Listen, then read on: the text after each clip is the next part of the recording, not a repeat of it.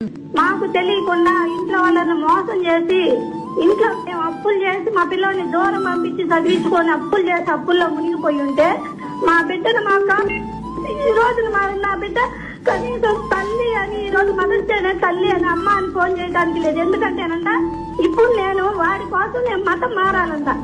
నేను ఒక తల్లిగా వాడి డిమాండ్ కోసం నేను మతం మారాలా, లేకుంటే నేను పుట్టిన నా తల్లిదండ్రికి నేను పుట్టిన హిందూ మతానికి కానీ ఏ మతానికి కానీ ధర్మానికి కట్టుబడి ఉండాలా? ఆయన ఫస్ట్ మాట్లాడతాను చెప్పానండి. వాళ్ళ నేను పాస్టర్ ఇంటికి పోయి చెప్పు పట్టుకొని అడిగాను అని అడిగాను. మీరు నోరు మాట్లాడితే మాత్రం ఒప్పుకోమాడా? ఆరు కూర్చొని మాట్లాడటం కాదు, పబ్లిక్ లో వచ్చి మాట్లాడి ఇలాంటి తల్లి ఎంత మంది తల్లిలు కడుపు పాటు చూసి వారవులైన కళ్యాణ్ తీశారు. ఆయనకి మాకేం వరికిందేమి లేదు మా వల్ల. ఇప్పుడు ఆయన తీసినందుకు మాకు కడుపు కోతతో చెబుతున్నాం.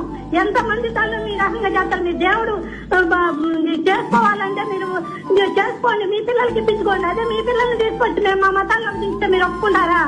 మా హిందూ మతంలో పిల్లల్ని టార్గెట్ చేయాల్సిన అవసరం ఏమవుతుంది? ఎందుకు అవసరం?